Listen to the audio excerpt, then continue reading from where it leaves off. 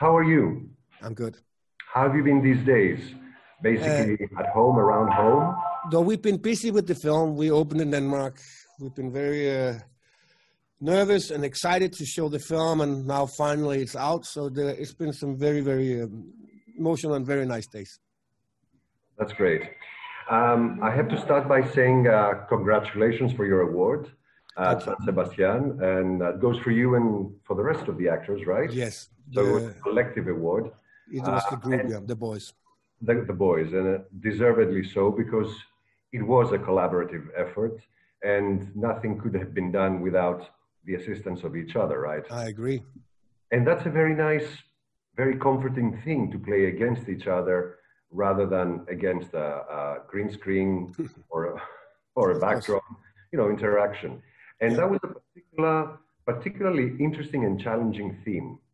So this Norwegian psychiatrist, Finn Skårderud, actually does exist, right? Yeah. And he has said that. Yeah, 20 years ago. And he faced a lot of backlash for that. It was not popular. Were you aware of that? No, it came to my mind when Thomas started talking about it. And I was, yes, of course, well, that's an obvious thing. Why do you have to make an essay about that? Everybody knows that. That's true. Oh, you knew it, because I thought, at first I said... No, I didn't know his theory, but I was just saying that people function a little better after 2 drinks. Everybody knows that. That is true. 7 is a different story. 2, yes. Yeah. But, everybody functions in terms of socializing, maybe throw down the inhibitions, at bars at night, whatever. But nobody had that firmly in mind concerning the working conditions. Nobody thought that if I drink a couple of cups of wine, whatever, I'll function better at school, for example. Well, I mean, a lot of people have done that throughout their lives as functional alcoholics, right? But this is not what they're trying to do. They're just trying to figure out whether there's something true about this. I think it's been a normal part of what can you call artists' work, writers, painters, musicians, actors, singers. There's always been a carte blanche that of course they can do it because they become creative doing it, right? Yes. Well, we don't know for sure whether they would have been better without drinking. We don't know that for fact.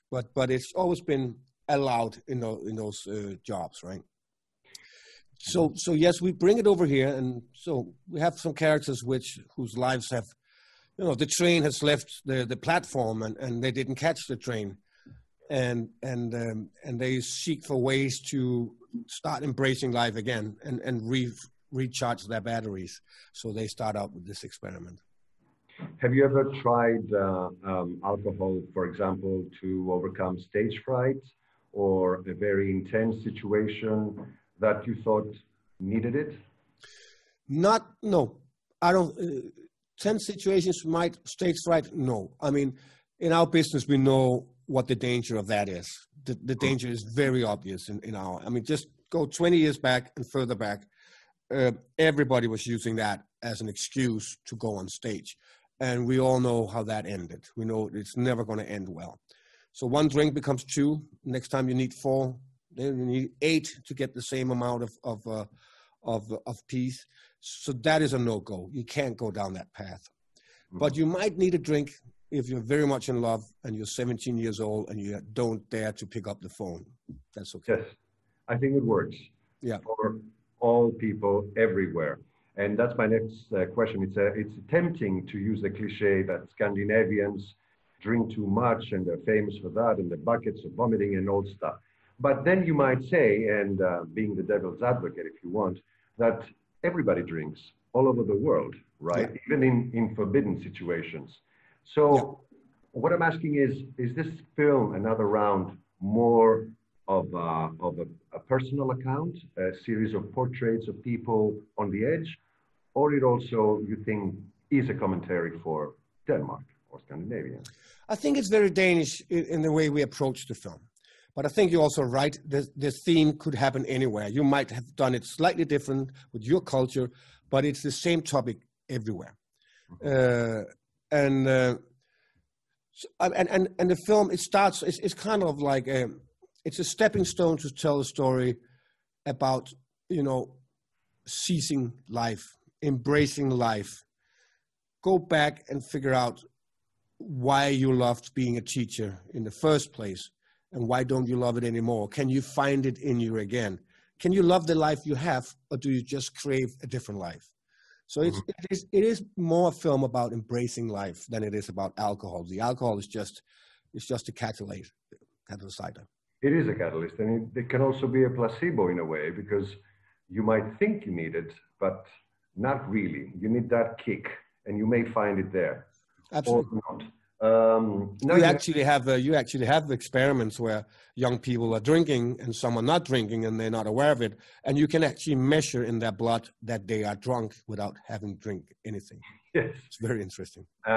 You are a wonderful actor in any type of film you attempt, you try, and I'm wondering, in films like Rogue or Doctor Strange, how do you feel?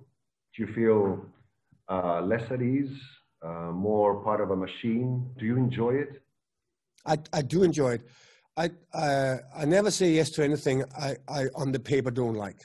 I grew up with films like that, you know, enormous American films, you know, that are larger than life. And I always try to find, in the scenes I have, I try to find the truth in that, the honesty in that.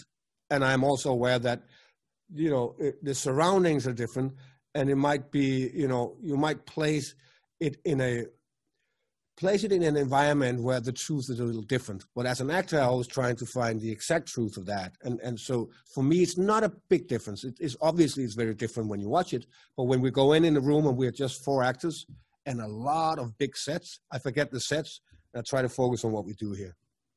Thomas Firtenberg might be the only one to see in you a kind of normal person on the edge. The others see you as a villain, as an intense man. Mm-hmm. You must appreciate that in Thomas, that he finds the human side in you. I absolutely do. I think I've done a few other things where I've been kind of human, but yes, Thomas is seeing the world through human eyes. The extremes of life he wants to bring into something recognizable. He doesn't want to go and start out there. He wants to find the extremes in you and me. So for him, the starting point is always somebody we recognize, and I appreciate that a lot.